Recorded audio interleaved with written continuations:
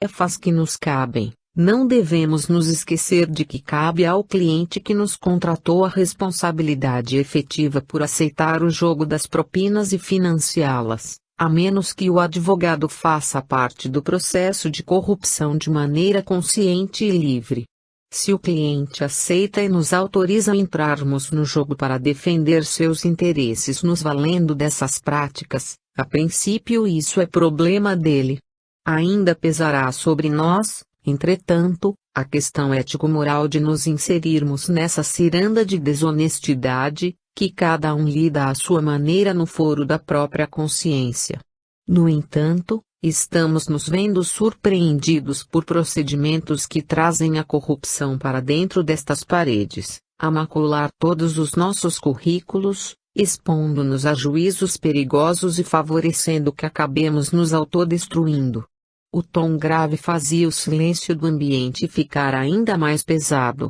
Podem os senhores estar imaginando que se trata de um discurso teórico de indignação idealista, como se estivesse a falar das realidades filosóficas da vida jurídica. No entanto, estou me referindo a fatos concretos. Certo dia, um cliente me procurou com a seguinte indagação: doutor, por que o senhor não faz em meu processo a mesma coisa que certo advogado do seu escritório fez com o caso do meu tio? E surpreso, então, pude descobrir que o advogado do tio havia marcado um encontro para receber dinheiro grosso a fim de que, com isso, comprasse as autoridades que deveriam decidir o seu problema. Então o cliente que me procurava esperava que eu fizesse a mesma coisa no caso dele, porque a esse preço, conseguiria atingir o objetivo, direito esse que não tinha nenhuma base legal para ser conquistado. Expliquei que não fazia tal coisa, mas, para minha surpresa, ele reforçou a informação e deu as cifras de quanto o tio pagou para ter o seu caso resolvido favoravelmente. Alertado para esse estado de coisas, passei a adotar algumas condutas que me pudessem respaldar nas afirmativas que estou fazendo nesse momento. E graças a isso, pude reunir elementos de prova que trago à mesa para conhecimento de todos, afirmando que as nossas receitas não têm sido maiores porquanto elas têm permanecido nas mãos de alguns que as guardam para si mesmos, transformando-as em carros novos, viagens e outras vantagens que, conseguidas através de fraude, além de não beneficiar aos demais colegas desta sala, ainda comprometem a sua honradez e o seu caráter. Falando assim, provocou-nos que desconheciam o problema, exclamações de surpresa e de protesto por estar generalizando a acusação. Tenham calma. Não me refiro a todos. Apenas àquele cuja consciência, já neste momento, deve estar ardendo, com a possibilidade de terem sido descobertas as suas tramóias. Alberto e Ramos permaneciam em silêncio, com o rosto coberto por leve palidez, diante de um comportamento que ambos julgavam inadequado para o grupo ali reunido. Vendo que se fazia necessário tornar-se mais objetivo, Marcelo prosseguiu, apresentando, a todos, as fotografias dos diversos encontros clandestinos em que Leandro recebia o dinheiro e o transportava para a direção ignorada. Marcelo espalhara as fotos, tanto quanto o depoimento a que se referia, colhido em seu próprio escritório daquele cliente que havia mencionado minutos antes e que solicitara a adoção das mesmas práticas criminosas e corruptas.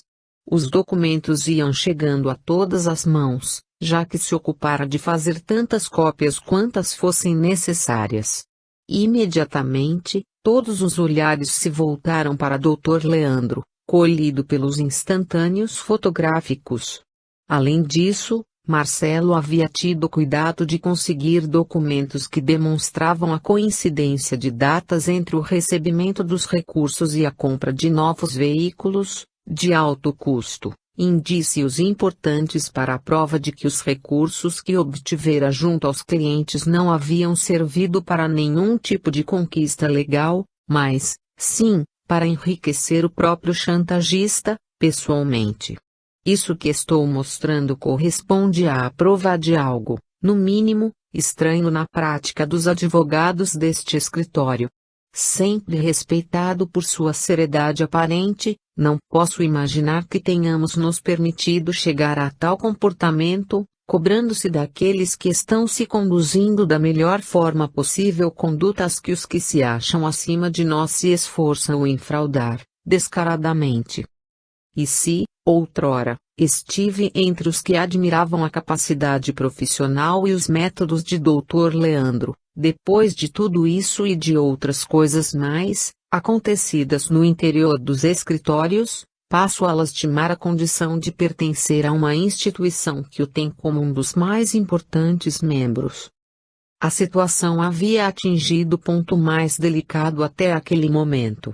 Vendo que seus planos estavam se concretizando segundo suas estratégias, Marcelo continuou, enquanto os outros corriam os olhos sobre os documentos. Não é suficiente, infelizmente, esse tipo de fraude, que fere tão apenas a nossa reputação, como também o patrimônio de Dr. Alberto e Dr. Ramos, na medida em que drena para uma única pessoa recursos que poderiam vir a compor os honorários do escritório, como uma cobrança legal pelos serviços prestados. Não bastando esse comportamento, antiético a toda a prova, posso afirmar que Dr. Leandro passara a controlar o andamento dos casos de diversos advogados aqui presentes, invadindo a privacidade de suas salas e suas pastas, rompendo o sigilo profissional que deve ser protegido entre o cliente e o advogado, aproveitando-se dos momentos em que os profissionais saem, ao final do expediente, para mexer em seus papéis, avaliar os seus procedimentos e observar se estão ganhando valores por fora. Naturalmente, medindo os outros por si mesmo, acha-se no direito de usar desse tipo de comportamento para fiscalizar clandestinamente seus colegas de profissão. Sentindo que poderia ajudar nesse momento, Camila comentou: "Isso já aconteceu pessoalmente comigo inúmeras vezes." Dr. Leandro fez veladas ameaças ou comentários indicadores de que havia devassado o conteúdo de minhas pastas, em busca de vestígios de cobranças de honorários ou pagamentos de valores não apresentados ao caixa do escritório. Entendendo que Marcelo precisava de algum tipo de apoio, igualmente Letícia viera em seu auxílio, confirmando que ela também havia notado que os documentos de seu escritório eram movidos na sua ausência, coisa que não era fruto da limpeza regular e sim de alguém que não conhecia, mas que se ocupava em penetrar em sua sala para vasculhar as pastas de seus clientes. A esta altura, a postura de Dr. Leandro já era totalmente outra. Ainda que controlado, estava com a cor alterada, indicando o estado nervoso a que se via compelido. O seu silêncio, no entanto, denotava algum tipo de meditação naquilo que pretendia falar. Antes, no entanto, que tomasse a palavra, Dr. Ramos, o outro sócio, assumiu a frente e comentou: "As suas acusações, Dr. Marcelo, são extremamente graves para todos nós. Primeiramente porque esse tipo de conduta frustra nossa relação de confiança, a sustentar uma sociedade. Todo convívio social passa pela noção de responsabilidade compartilhada, com base na confiança recíproca. Com as suas informações, esse comportamento coloca em risco a existência de nossa união, já que frauda os esforços de todos e desvia os valores que poderiam ter sido conseguidos de forma limpa e divididos entre todos nós. Espero, assim, que Dr. Leandro se manifeste sobre essas práticas." Alberto estava nervoso, agora que as condutas de seu braço direito estavam sendo desnudadas. Convocado a se manifestar, Leandro olhou para seu superior que de forma pouco amistosa, não lhe assinava com maiores sinais de apoio, vendo, então, que estaria sozinho para defender-se contra os argumentos e documentos apresentados. Leandro passou a fazê-lo como podia: "Não tenho como negar que sou a pessoa das fotografias. Realmente, Estive nesses lugares e recolhi as malas que estão igualmente flagradas pela câmera. Sou um profissional e já há mais de 2 décadas me dedico a este escritório e sirvo ao Dr. Alberto, por quem tenho maior apreço. No entanto, já que não me faltam motivos para tal comportamento, preciso explicar que em nenhum momento ali estive para satisfazer meus próprios interesses.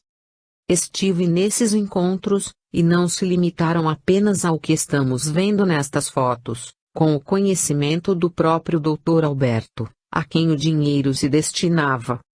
A palavra de Leandro transferia o centro das observações para o outro lado da mesa. Marcelo não imaginava que o referido proprietário soubesse das condutas de seu braço direito. No entanto, Dr. Leandro, sem saber como defender-se, colocava as coisas na direção daquele que era o dono do negócio. Sim, para a surpresa dos integrantes daquele colegiado, Alberto era citado como aquele que tinha ciência dos fatos. Mais do que isso, senhores, continuou Leandro, como que a vomitar tudo o que sabia, mesmo que isso comprometesse o antigo chefe, como forma de salvar-se da acusação de corrupto. Foi o próprio Dr. Alberto quem acertou todos os detalhes, quem negociou todas as estratégias, quem me mandou ir buscar a grana e a quem repassei todo o recurso conseguido, não sabendo para que se destinava. Naturalmente agradecido por meus préstimos e minha discrição, ofereceu-me pequeno prêmio para que essa conduta ficasse esquecida e ninguém mais viesse a saber de tal procedimento. O clima no interior da sala pesava mais do que antes. O caso havia atingido o centro das decisões. Antes era apenas um probleminha de conduta de um dos advogados em relação a toda a estrutura do escritório. No entanto, agora, era Alberto aquele a quem se atribuía a responsabilidade pelo ato de chantagem. Ramos se admirara ante a acusação. As suas relações com Alberto eram antigas e pareciam ser sempre muito sólidas, com base na confiança conquistada desde os tempos da sociedade com o falecido Dr. Josué. Alberto, constrangido com a acusação que não esperava, sobretudo por estar acostumado a contar com a canina subserviência de Leandro, era aquele a quem, agora, competia explicar-se. No entanto, antes de começar a dizer sobre o núcleo da acusação, experiente e matreiro, Alberto passou ao discurso genérico. Todos sabem que, antes de se poder avaliar o teor da acusação, necessário se faz avaliar se a acusação, em si, merece crédito em face daquele que a esteja levantando. Até aqui podemos ouvir as palavras de um jovem e talentoso advogado que, imaginando defender a ética e reclamando da situação constrangedora a que sua reputação se viu exposta, sentiu-se no direito de acusar um colega, usando fotografias e historinhas como prova. No entanto, antes que possamos chegar ao núcleo das acusações, impõe-se, primeiramente, desmascarar o acusador, pessoa que sempre mereceu nossa maior confiança, fazendo conhecer a sua conduta perigosa e extremamente indigna. E se os que acusam, alegando a defesa da ética e da moral, em verdade, são antiéticos e imorais, aquilo que falam não merece qualquer tipo de consideração. Sem entender o que se passava, Marcelo viu o rubor subir à face com as acusações igualmente diretas de que era objeto. Espero que o senhor tenha coragem de apresentar a base de suas afirmações levianas e mentirosas. Porque esse negócio de atacar com palavras aqueles que o acusam com provas concretas, é estratégia de político corrupto. Calma, meu jovem. Você é muito inexperiente e ainda precisa aprender muita coisa na vida, comentou Alberto, calmo. Então retirou de uma gaveta próxima que se encontrava fechada à chave, um envelope recheado com as fotografias que lhe haviam chegado, enviadas, anonimamente, com o flagrante de sua chegada ao motel. Além disso, Havia também o documento oficial que atestava a titularidade dos 2 veículos que estavam estacionados no interior da garagem da suíte, a demonstrar que ali se encontraram o acusador e a outra colega, Silvia, ambos casados e adúlteros. Quando as fotografias começaram a ser espalhadas, as pessoas à mesa passaram a se comportar espantadas com as novas provas, como se elas próprias nunca tivessem tido nenhum comportamento indecente ou leviano. Marcelo se vira surpreendido com tudo aquilo. Parecia-lhe que uma grande nuvem de demônios se havia abatido sobre ele, para destruí-lo. Aquelas imagens e aqueles documentos atestavam a sua conduta sexual oculta das outras pessoas.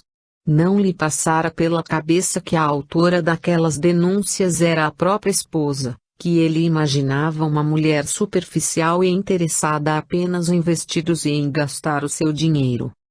Não sabia ele que Marisa estava interessada, sobretudo, em vingar-se de seu comportamento adúltero, sem aparecer como o braço que manipula o chicote.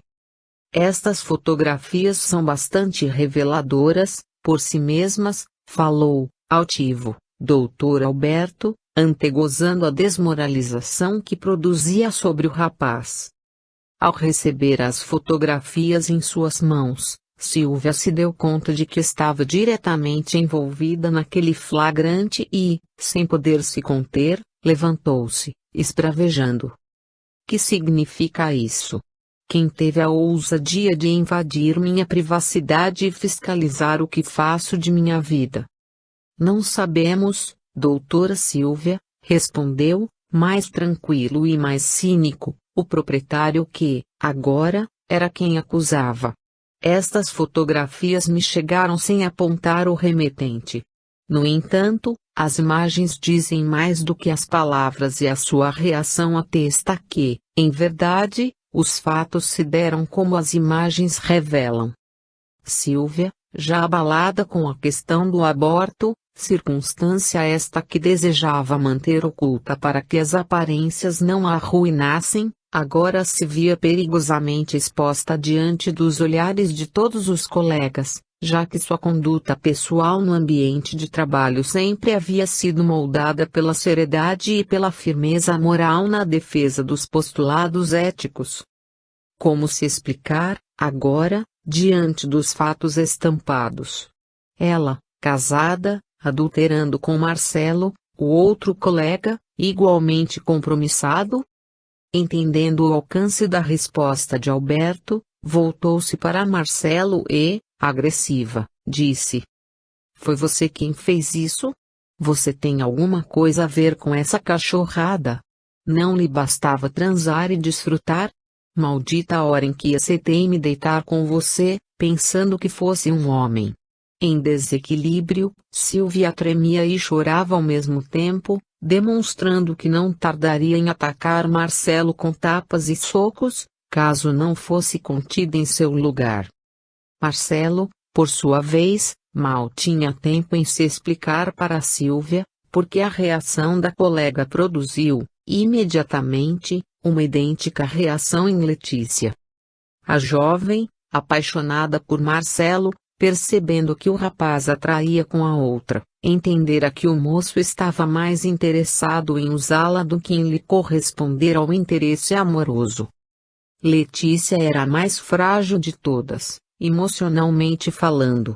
E enquanto Silvia procurava se acalmar um pouco, à custa de água com açúcar, Letícia se levantava e se dirigia ao rapaz, na frente de todos: "É verdade, Marcelo?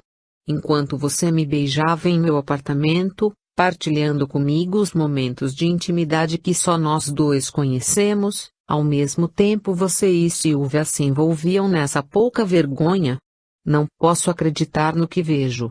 Identificando a reação coletiva que se seguia à sua inicial denúncia, Alberto passara a desfrutar a satisfação de ver os fatos surgindo, um depois do outro, todos a denegrir a integridade do infeliz rapaz.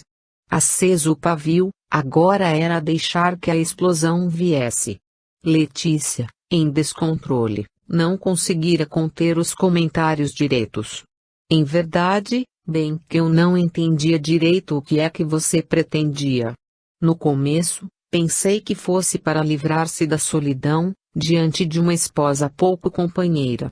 Depois, passei a ver você como um amigo íntimo em quem podia confiar. Sentia o seu desejo de ser tocado, de ser acariciado, a satisfação de seu olhar. Nas últimas semanas, sua procura me fez sentir a mais feliz das mulheres. Tudo isso para descobrir que você é tão leviano quanto qualquer outro, isso é demais para mim. Nova crise de choro impedia que o rapaz pudesse se explicar. A situação estava se tornando cada vez mais trágica e dramática.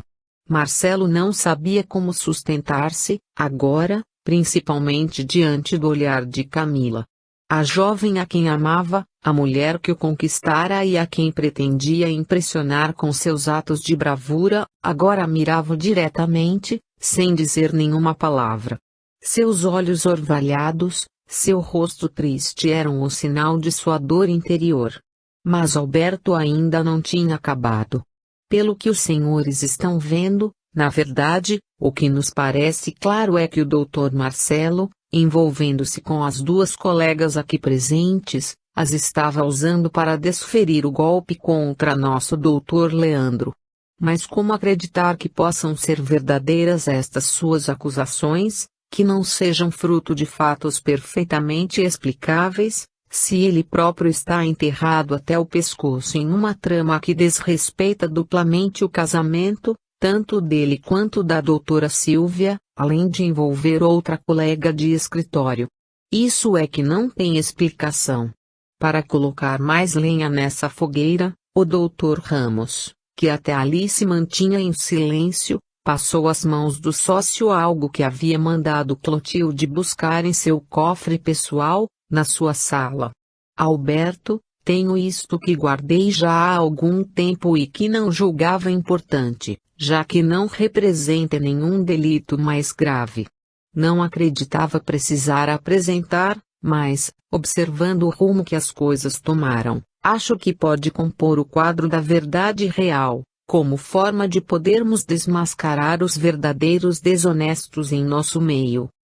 Passou, então, às mãos do sócio, o envelope que continha as fotografias do almoço de Camila e Marcelo, nas quais os dois aparecem de mãos dadas, imaginando que ninguém os estaria observando. Quando Alberto viu as fotos, deu uma sonora gargalhada, algo quase demoníaco, e dirigiu-se a Marcelo nestes termos: "Mas você conseguiu com as três, meu jovem.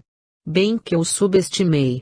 Ato contínuo, passou as fotos novamente pela mesa, a fim de que todos pudessem constatar a conduta carinhosa que Marcelo também havia adotado com Camila, atestando que o quadro de sedução se fechava, com o interesse espúrio do homem que quer usar as suas amigas para conseguir um objetivo diferente do contato íntimo com o sexo oposto.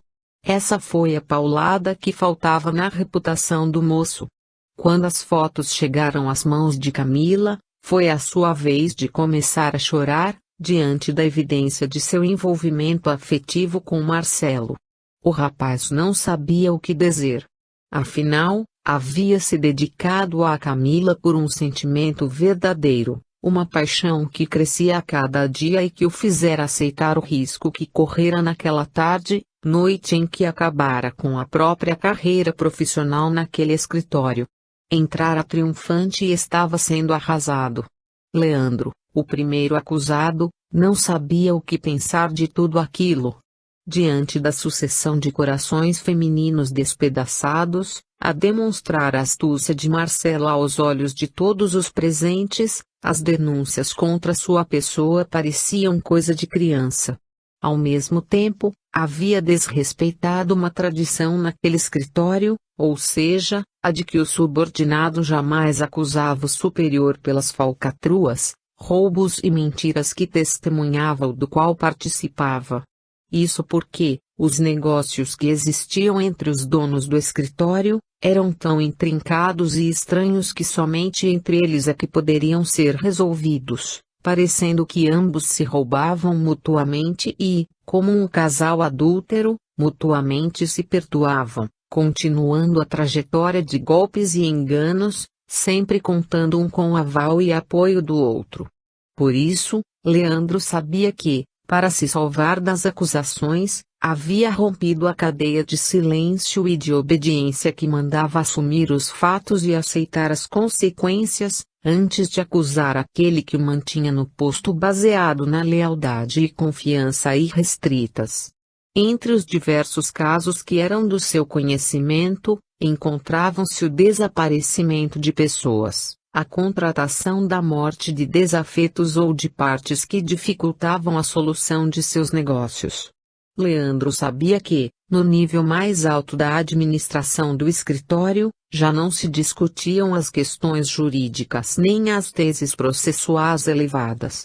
O que se encontrava era a barganha graúda, o peso dos cofres cheios a corromper a verdade para a obtenção das vantagens da vida.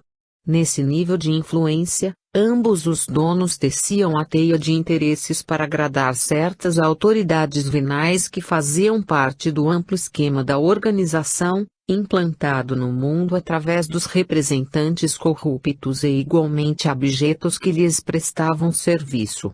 Haviam se transformado em raposas da pior espécie, fazendo parte das reuniões mais requisitadas no cenário social, apresentados como representantes admiráveis da profissão que um dia juraram honrar. Agora, Leandro estava consciente de que sua vida corria perigo. Ele era um arquivo vivo. Não seria mais aceito como digno de confiança por Alberto. Da mesma forma, sabia de muita coisa, de muita sujeira, de muito crime para poder permanecer livre em segurança. O raciocínio de cada um, naquela sala, era um verdadeiro vulcão em erupção. E por incrível que pareça, Alberto e Ramos, ainda que pálidos, se mantinham serenos. Marcelo era o próprio trapo humano. Havia perdido tudo o que lutara para conseguir.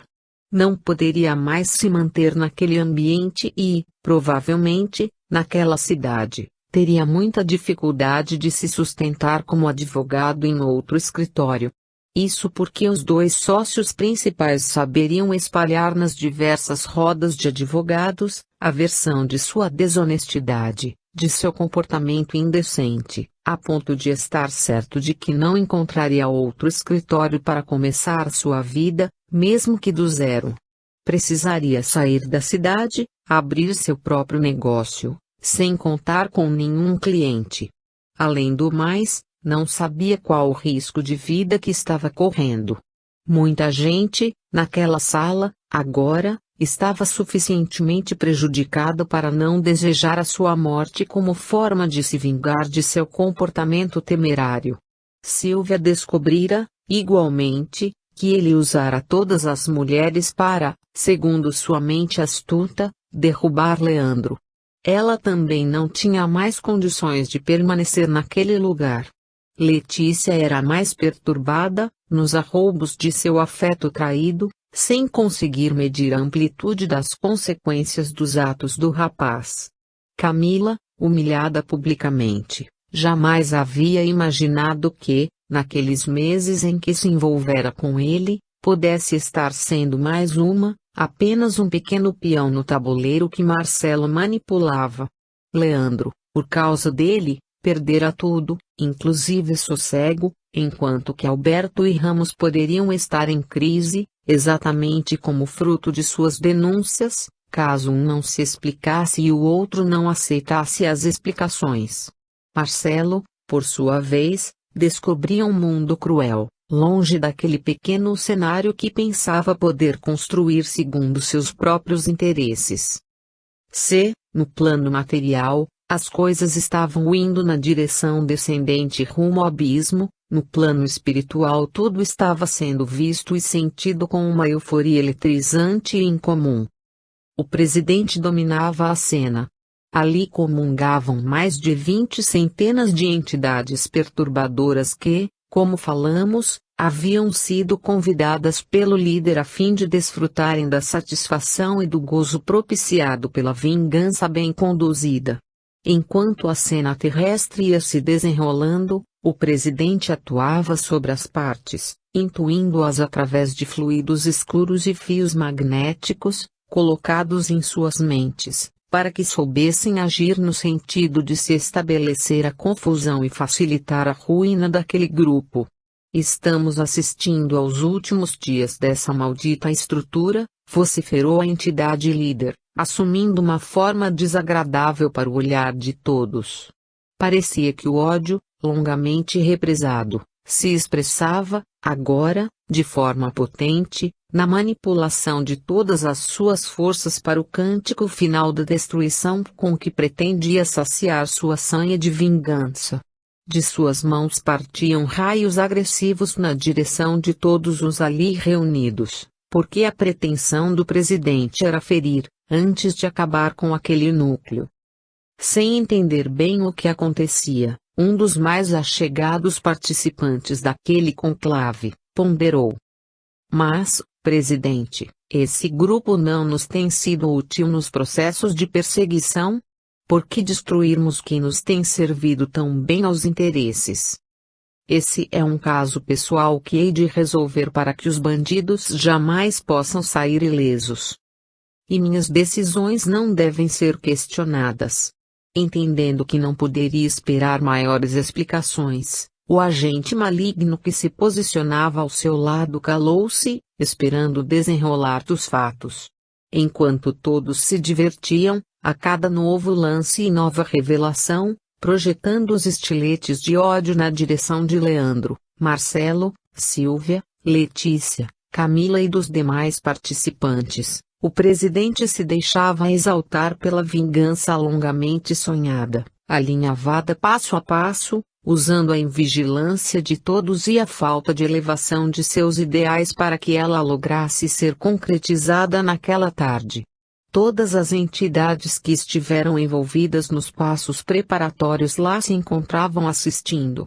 Inclusive os dois desfigurados espíritos, cujos corpos haviam sido retalhados no útero e que se mantinham imantados a Sílvia, ali participavam do triste e degradante evento, passando por entidades perturbadoras implantados na estrutura nervosa da moça desequilibrada, não guardando nenhum traço físico que revelasse as identidades anteriores conhecidas como Chefe e Juvenal.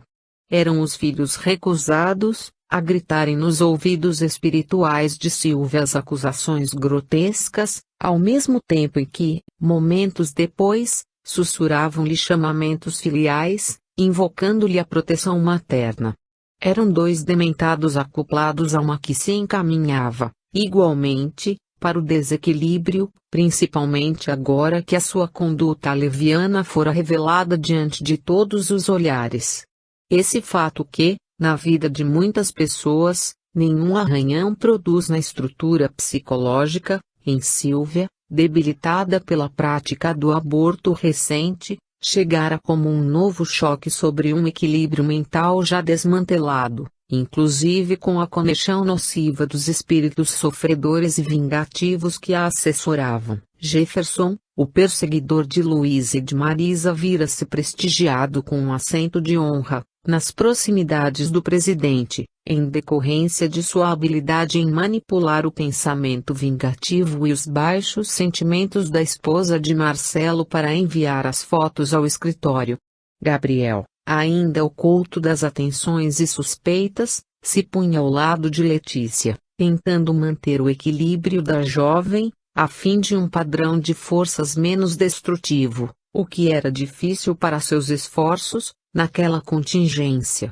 Restava, então, o presidente. "Eu sou Josué", gritou ele, estentórico e trovejante, para susto de todos os presentes. "Finalmente, tenho minha vingança." "Ha! Ha! Ha!" ironizava, para espanto coletivo naquele ambiente pestilento. "Eu sou aquele que estes dois malditos sócios mataram lentamente, inoculando-me substância tóxica que desenvolveu o câncer letal, em meu corpo." Pensaram que seu crime ficaria impune para sempre. Ah! Isso é que não! E enquanto gritava, ia se transformando em uma forma horrenda, projetando os olhos que se afogueavam, apresentando uma espuma viscosa e esverdeada pelos cantos da boca que se fazia sinistra e animalesca. Não imaginem, leitores queridos, que assumira a forma do demônio, representado nas estampas da terra. Suas forças degeneradas, acumuladas e cultivadas por anos de ódio, somados aos séculos anteriores de trapaças e crimes, ali se exteriorizavam de forma própria, causando espanto nos próprios asseclas, que jamais haviam imaginado sentir medo, eles que eram especialistas em espalharem o temor nos irmãos encarnados. Eu os sustentei quando estava ali, naquele escritório de sujeira e ódio. Adotei-os como meus pupilos e lhes ensinei as coisas que não sabiam. Tornei-os meus sócios e lhes transmiti as formas de conseguirem sucesso, respeito e riqueza. No entanto, não lhes bastava esse favor. Pretendiam acabar com a vida daquele que lhes havia oferecido a oportunidade de crescerem. Ajustados a esse interesse indecente, acreditaram poder me prejudicar, ocultando em garrafas de saboroso vinho que sabiam ser de minha apreciação, os agentes nocivos que desencadeariam as tumorações, debilitando minha saúde. Falando pausadamente, narrando os próprios dramas, detinha-se nos lances mais dolorosos e dramáticos para extrair de suas palavras todas as mais poderosas emoções. Inicialmente, não suspeitei de suas condutas. No entanto, depois de algum tempo, quando a doença já corria por sua própria conta, surpreendi comentários sussurrados, feitos pelas costas, comemorando o sucesso de suas empreitadas criminosas e assassinas. Confirmei minhas suspeitas logo a seguir, quando consegui, através de detetive, o teor das conversas particulares mantidas por ambos ao telefone. Até hoje não me esqueci das frases de satisfação quando o resultado dos meus exames atestaram a existência do câncer destruidor, adiantado em sua jornada corrosiva, a vaticinar-me poucos meses de vida. Foi então que, sem pretender modificar as coisas, para que todos acabassem sendo vingados no devido tempo, tratei de organizar-me para este momento. Reuni todas as provas de todos os crimes já praticados contra o governo, contra os órgãos e agentes públicos, todas as provas do pagamento de propinas contra os funcionários corruptos que se associavam e se associam ao nosso escritório e os deixei a cargo desse tolo ambicioso, desse idiota útil que está diante de nós e que plantei nesse local como uma marionete que manipulo conforme meus desejos, antes de morrer.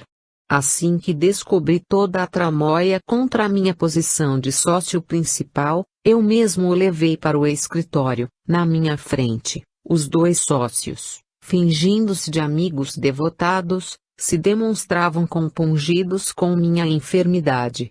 No entanto, nas minhas costas agiam como verdadeiras víboras, prontas para o golpe.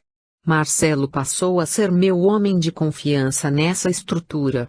Recém-formado, precisando de uma oportunidade, aceitou sem pestanejar a condição de ser meu representante na estrutura, colocando-me a par de todas as ocorrências e me auxiliando, enquanto a saúde me permitia exercer as funções jurídicas, no desenvolvimento dos casos, na compreensão das questões, no atendimento dos prazos e na visita aos balcões forenses. Minha morte não tardou. No entanto, tive tempo de organizar minha vingança desde os dias de vida física. Reuni todos os documentos e os coloquei sob a responsabilidade do rapaz e de autoridade que me devia inúmeros favores, com a indicação de que, diante de certas circunstâncias, fossem revelados aos responsáveis pelas apurações dos diversos delitos, programando-se, assim, uma bomba de efeito retardado para explodir quando achasse adequado o momento. Agora esse momento chegou. Eles haverão de se matar, com ódio entre si, desejosos de se atacarem e se destruírem para que não caiam sozinhos nas desgraças do mundo. A descoberta de suas misérias será a derrocada de suas vidas, com a perda de tudo que juntaram, com a humilhação pública e seus nomes achincalhados nos jornais e noticiários. A incredulidade dos colegas de seu meio será a marca do espanto indispensável para que se conscientizem de que, neste mundo, a honestidade é sempre a fantasia do vício, que se oculta escondendo o veneno que a corrompe.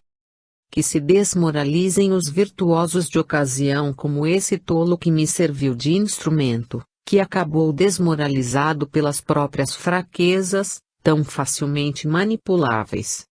E nos desvarios do sexo, nas ansiedades da tentação, nos prazeres diversos que se orquestram para afundar os devassos em suas próprias orgias, encontraremos sempre a porta fácil para interferir nas vidas humanas, desprezando os que já estão no lodo e nos concentrando nos que querem se manter de pé, como exemplos inexistentes de virtudes caducas e mentirosas. Chega de espera. A rede está fechada e os peixes caíram todos, de uma só vez. A morte dos menos importantes será o caminho que restará ao serviço de limpeza. Isso, agora, é questão de horas. Demétrio, o hipnotizador de minha confiança, que se liga a Leandro há muito tempo, apertará o cerco, inoculando ainda mais o estilete do ódio em seu coração, para que não permita que Marcelo reconstrua a sua vida enquanto que a dele entra em ruínas. Letícia receberá a carga de desajuste que a manterá, indignada, na atmosfera da vingança. Enquanto isso, alguns parecerão que se livrarão sem ferimentos, mas, em realidade, terão os mais dolorosos à sua espreita. É só uma questão de tempo e paciência, coisa que não nos faltará. A reunião entre os encarnados encaminhava-se para o trágico fim, imprevisível para todos os seus componentes. Com a voz de barítono respeitável, Alberto estabeleceu as novas diretrizes. Leandro, eu sempre pensei que você corresponderia à confiança que lhe devotei todos estes anos, mas, como pude ver hoje, não se colocou à altura dela. Assim, espero que amanhã já não esteja mais por aqui. Quanto aos outros, Marcelo não merece mais, de nenhum de nós, a menor consideração. Trate de pegar suas coisas e desaparecer hoje mesmo da nossa presença. Dirigindo-se às mulheres, considerou, menos rigoroso, as jovens estão em uma posição mais frágil, vitimadas pela astúcia de um homem ao mesmo tempo atraente e indecente. Nada tenho contra a manutenção de suas tarefas no escritório, desde que se mantenham dentro de nossas antigas exigências de decoro, coisa que não se estende à doutora Silvia que, por óbvios motivos, não se enquadra mais às nossas posturas éticas. Assim, quando lhe pareça conveniente, deve reunir seus pertences e desocupar sua sala para a respectiva dedetização material e moral do ambiente. E, dispensando os integrantes da reunião, informou a todos que o restante do entendimento seria realizado, particularmente, a portas fechadas, entre ele e o sócio Ramos, que deveria permanecer no recinto. 41. Novas surpresas. Ramos, meu amigo, jamais pensei que seu plano fosse dar tão certo como deu. Se fosse depender de meus próprios recursos intelectuais, estou seguro de que as coisas não teriam saído tão bem. Não lhe falei que as nossas ideias seriam coroadas de êxito, Alberto? Com isso, conseguimos nos livrar dos dois maiores problemas, Leandro e Marcelo. O primeiro, que se tornara um estorvo aos nossos objetivos, por saber muita coisa sobre os nossos procedimentos. E o segundo, por ser, ainda, o espinho a lembrar a presença do maldito Josué em nosso meio. Você não acha que, agora, menosprezado, diminuído e se sentindo indigno de nossa confiança, Leandro não pode se voltar contra nós e acabar nos prejudicando por tudo aquilo que ele sabe. Bem, Alberto, isso é um risco que tanto nós quanto ele próprio estará correndo. Além do mais, da mesma coisa que nos acusar, acabará também se vendo acusado. Por isso, é que precisávamos criar as condições para que ele agisse da forma covarde como agiu, facilitando que a sua decisão pudesse estar baseada na quebra da confiança por parte dele. Assim, estaremos mais garantidos em sair desse envolvimento sem maiores culpas, atribuindo-lhe a responsabilidade pelo comportamento covarde. Bem, isso é verdade. Agora, continuou Ramos, se você quer tornar as coisas ainda melhores, parecendo ser generoso com o homem forte que o ajudou a limpar a sujeira de nossas táticas, amanhã, antes de ele ir embora, convoque-o e o premie como uma forma de demonstrar tolerância e garantir a sua cumplicidade. Pensando na forma de fazê-lo, Alberto imaginou dar-lhe dinheiro. Não, meu amigo. O dinheiro é algo que pode ser usado contra nós, caso ele não se sinta devidamente agraciado, como se estivesse entendendo que estamos comprando seu silêncio a peso de ouro. Isso não é conveniente. Seria melhor dar-lhe algum bem razoavelmente valioso, que lhe parecesse uma forma de compensação e, finalmente, um reconhecimento por seus serviços prestados. Lembro-me de um de nossos clientes que está realizando um loteamento grande em certa área bem valorizada e que, segundo nossos ajustes, nos entregou 10 lotes como pagamento de nossa intermediação para a aprovação do projeto, junto à prefeitura e às autoridades. Conseguimos tornar concreto o loteamento sem gastarmos muito em propinas. Acho que foram queimados apenas 3 lotes, se não me engano, não é? Isso mesmo, Ramos. Ainda temos mais 7 lotes disponíveis que precisamos dividir entre nós dois. Pois é, Alberto, 7 é um número ímpar e, o que é pior, primo. Que tal se dermos um terreno para Leandro e, com 6 restantes, dividirmos meio a meio? Perfeito, excelente ideia. Amanhã providenciarei os documentos para a transferência do terreno junto ao loteador, entregando a Leandro essa prenda para que se satisfaça, além dos imensos valores que já conseguiu ao longo dos anos, servindo-me como sempre serviu. Ainda assim, fico pensando se não será necessário providenciarmos o seu desaparecimento acidental, para nos precavermos de suas atitudes futuras. Não creio, Alberto. Ele está com a culpa na consciência porque sabe que errou. E sendo ajudado com um precioso presente, haverá de ficar ainda mais agradecido a você pela compensação. No entanto, se parecer que pode nos complicar a vida, sabemos a quem recorrer para os acidentes costumeiros que nos cercam, a fim de que os novos membros de nossa equipe sejam menos perigosos. Além disso, estarei procurando alguém que possa substituir Leandro com menos risco para nossas atividades. Escutando Alberto falar sobre o assunto, sem desejar invadir a sua esfera de decisões, Ramos ponderou. Veja, Alberto. Você vai precisar de alguém que seja inteligente e esteja familiarizado com nossas rotinas. Os que estão aqui no escritório são pessoas que convivem conosco e estão cientes de nossos métodos. Marcelo não ficará mais e, ainda que se mantivesse, é muito perigoso para nós. A outra ninfomaníaca não possui condições para ser confiável, além do fato de estar muito comprometida com Marcelo. Não acho prudente que você coloque aqui alguém estranho, sem ser do nosso conhecimento, porque essa pessoa precisaria ser de nossa estrita confiança por estar muito entrosada em nossas mais secretas operações. Letícia é a mais nova e, apesar de ser bastante competente, é perigosa pela instabilidade emocional que demonstrou no dia de hoje, revelando seu envolvimento com Marcelo. Assim, creio que a mais adequada para ocupar o posto de Leandro, seja Camila, que se manteve serena, envergonhada, mas digna, capaz de ser modelada segundo os seus desejos, sem colocar em xeque os nossos interesses. Nossas equipes de trabalho são diferentes, mas nossos interesses sempre foram os mesmos. Não podemos nos arriscar com inovações.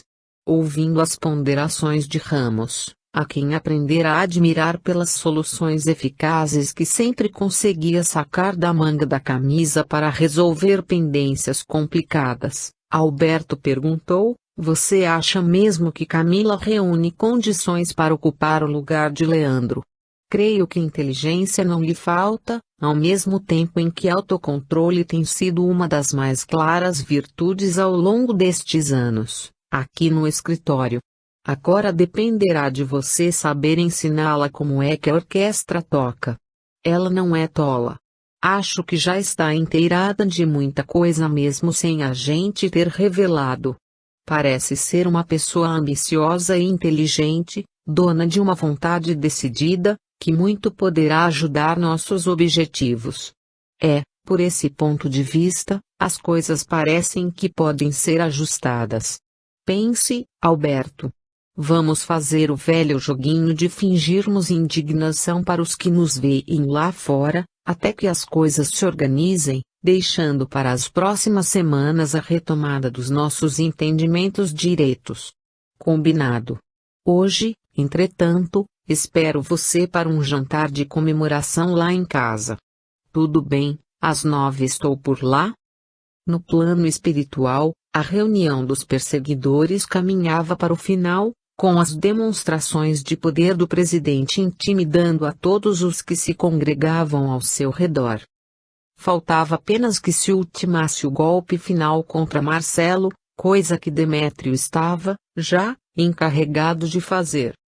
Assim, todos se viam saciados em suas ambições pessoais, considerando a vingança concretizada, ao mesmo tempo em que as últimas consequências seriam de se esperar para as próximas semanas. Quando, entretanto, todos se preparavam para deixar o ambiente trevoso, alguns mais apressados regressaram, assustados. Senhor, estamos presos. Não podemos sair. Como é que é o negócio? Como é possível que não possamos nos ausentar daqui? Nós tentamos sair, mas não conseguimos romper uma barreira que nos mantém retidos neste espaço. E o que é mais interessante, é que esse obstáculo parece que está se fechando sobre nós. Entendendo que aquilo não podia ser construção senão de espíritos elevados, o presidente vociferou: isso é coisa da gente do maldito covarde. O crucificado. Estão pensando que podem com a gente. Homens, chegou a hora do embate. Já nos atacaram de inúmeras formas e em todos os lances de nossa organização encontramos a invasão desses miseráveis, eles representantes de um mendigo que se fez herói dos idiotas. Basta de paciência. Basta de tolerância com esses asseclas fingidos, verdadeiros monstros ocultos sob mantos brilhantes. Estamos em muitos. Nossa força é gigantesca. Ninguém poderá nos deter aqui, tornando-nos prisioneiros de nossa própria edificação.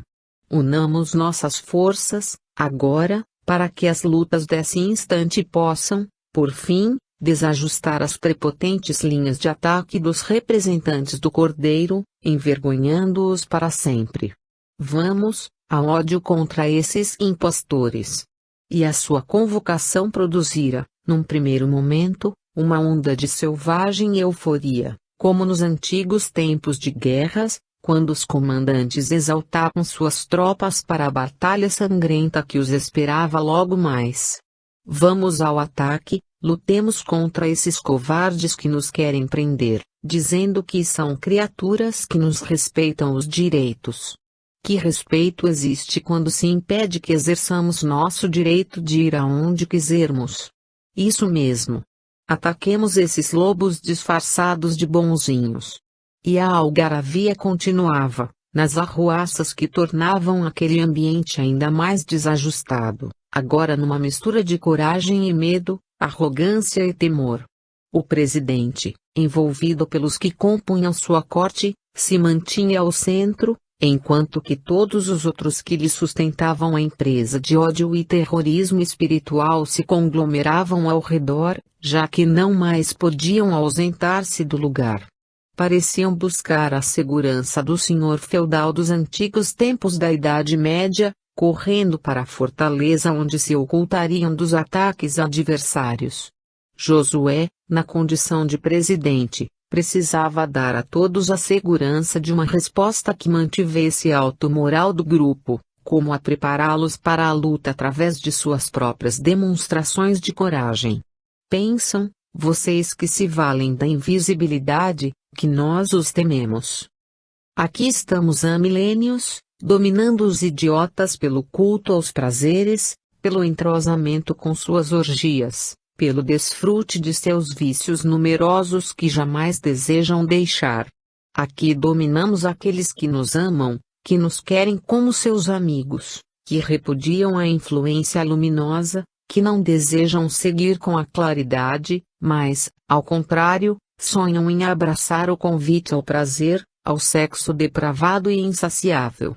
Aqui estão os homens que são livres para escolherem seus caminhos, no sentido de continuarem a dividir conosco os seus urros de gozo e contentamento, os seus brindes e suas arruaças. Por que é que vocês não nos deixam em paz? Retirem-se para lugares onde os santos os aceitem. Fiquem por lá e nós não nos hostilizaremos mais. Não há qualquer receio da luta que levaremos até o fim. No entanto, por que lutar quando podemos nos bastar em um acordo que nos garanta a possibilidade de ação sem interferências recíprocas? Josué gritava estas argumentações a esmo, sabendo, no entanto, que elas eram escutadas por todos aqueles que ali se congregavam a apertar o cerco. E quanto mais ele o fazia, mais apertados os laços se apresentavam, empurrando todos os mais de 2.000 espíritos trevosos para o mesmo centro. Só não se viam constrangidos por esse mecanismo, aquelas entidades que, por suas ligações magnéticas com os encarnados, não poderiam ser deles afastados pelo processo de aprisionamento, para que não lhes causasse um choque de graves proporções. Tais espíritos, como Jefferson, Demétrio, o chefe e Juvenal, continuavam ligados aos seus perseguidos, nos quais conseguiam encontrar algum tipo de abrigo. Todos os outros, no entanto, eram constrangidos a se reunir, apertados cada vez mais, até que não conseguissem maior espaço para se locomoverem. Foi então que o ambiente se modificou. Vindo do alto, sem que as referidas entidades pudessem entender como, um jato luminoso recaiu sobre o presidente. Josué, tocado pela luz intensa, desejou afastar-se. No entanto, tantos eram os que o cercavam, que não tinha espaço para nenhum passo. A luz, por sua vez, ainda que não se parecesse com nenhuma chama, produzia nele a sensação de queimadura intensa. Ao mesmo tempo, Josué tentava manter o padrão de liderança pela violência, gritando para seus comandados: vamos, resistam. Vejam como são covardes os falsos cordeiros. Aprisionam e depois ferem, ao invés de aparecerem frente a frente para a luta de igual para igual. Não tenham medo. Eles não podem fazer nada contra nós. No entanto, por mais que Josué gritasse, todos os seus seguidores estavam aparvalhados diante da exuberância daquele espetáculo que, de uma forma ou de outra, assustava.